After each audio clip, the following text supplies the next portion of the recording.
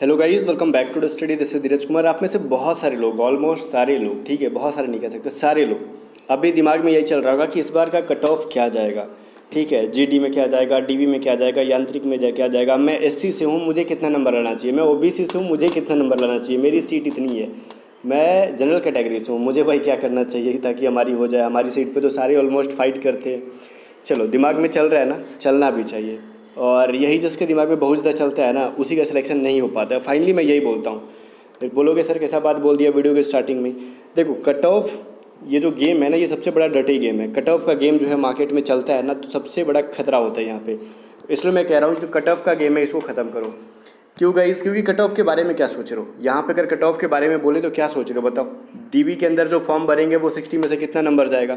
तो पिछली बार 47 से कम जो एसी था उसका भी नहीं हुआ था। तो समझ रहे हो, कट ऑफ का गेम खेलना बंद करो। और दिन पे दिन वैकेंसी कम होती जा रही है, तो फिर थोड़ा स्मार्टली स्टडी करना शुरू। और यहीं पे एक बात स्टडी से रिलेटेड मैं बता देता हूँ थोड़ा आपको, कि इस बार लिमिटेड चीज़ें पढ़ो और मैक्सिमम से मैक्सिमम नंबर गेन करो। इसीलिए हम लोग क्या कर रहे हैं ना, कि हर टॉपिक से 500 टॉप क्वेश्चंस निकाल रहे हैं। जैसे पिछली बार हम लोगों ने किया था। और हर सब्जेक्ट में, जैसे साइंस में हमने हर 10 में से 7-8 क्वेश्चन लड़वा दिए थे, फंसवा दिए थे डायरेक्टली। मैथ के 20 में से 18-19 सेम पैटर्न पे आए थे। रीजनिंग भी पूरा 10 में से 10 सेम पैटर्न पे था। इसलिए फिर से हम लोग टॉप 500 का सीरीज चला रहे हैं इस बार। और ये पेड है इस बार। और पेड में इसकी सिर्फ प्राइसेस हमने 35 रुपीज़ रखी हैं। और ये हिंदी और इंग्लिश दोनों में बनाया हमने। तो वही ये साइंस की पीडीएफ आ चुकी है आपके लिए, जिसका आप वेट कर रहे थे। और देखना, 500 यहाँ से हमने निकाल के रख दिया। और मैक्सिमम क्वेश्चंस आपको यहाँ से देखने के लिए मिल सकते हैं, ठीक है, एग्जाम में आपके। तो देर मत करो, आप ही से पीडीएफ को पढ़ना शुरू करो। पीडीएफ को बाई कर लो, डिस्क्रिप्शन में हमने लिंक दिया, या तो आप डिस्क्रिप्शन में दिए हुए लिंक से पीडीएफ को बाई कर लो। आप लिंक से बाई करोगे तो 35 रुपीज़ के साथ जीएसटी भी आपको पे करना पड़ सकता है। इसलिए ना, आप या तो लिंक से बाई करो, या फिर आप मेरे टीम मेंबर राहुल सर को व्हाट्सअप कर लो 7279047787। इस नंबर पे व्हाट्सअप करो, वहीं पे उनको पेमेंट कर देना 35 रुपीज़। वो आपको पीडीएफ प्रोवाइड करवा देंगे, ठीक है। तो ये सबसे बेस्ट तरीका है जहाँ पे आप जीएसटी से बच सकते हो। फालतू के पैसे नहीं देने पड़ेंगे, सिर्फ 35 रुपीज़ देने पड़ेंगे।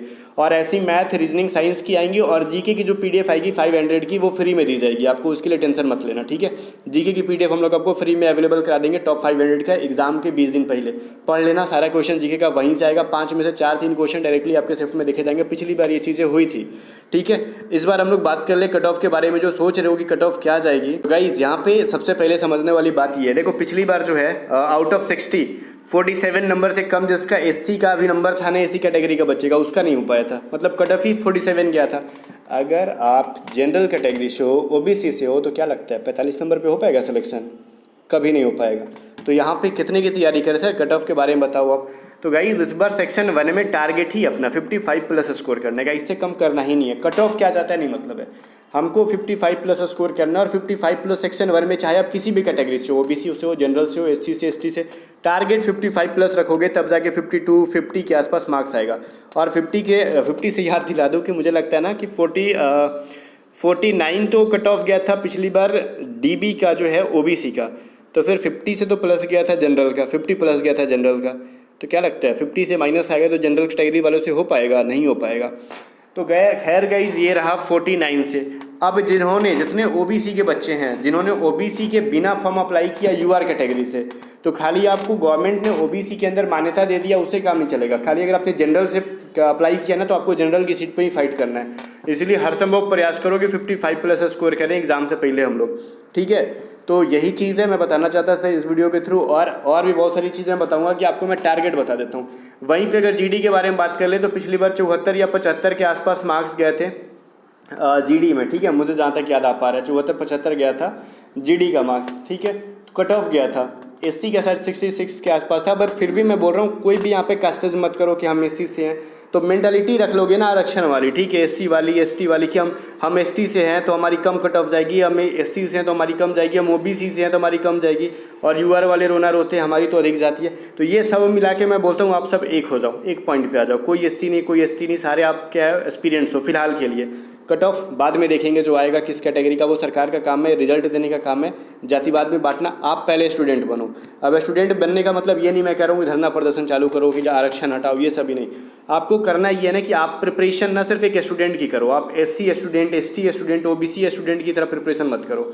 हर संभव प्रयास करो ना कि हम मैक्सिमम से मैक्सिमम स्कोर करें, ठीक है। कट ऑफ क्या जाता है, भाड़ में जाए, क्योंकि सिलेक्शन लेना है, सिर्फ हमने को फाइनल सिलेक्शन के बारे में बात करना है, सिर्फ स्टेज 1 का कट ऑफ क्लियर करके, ठीक है, मेरिट लिस्ट में आउट नहीं होना है। अगर मेरिट लिस्ट में आउट होना है ना तो ठीक है, अगर 47 कट ऑफ जाता है एससी का तो आप 48 नंबर ले आओ, ऑब्वियसली आप मेरिट लिस्ट में छट जाओगे, तो फिर क्या फ़ायदा गाइस। मेरिट लिस्ट में छटने का दुख जानते हो कितना होता है।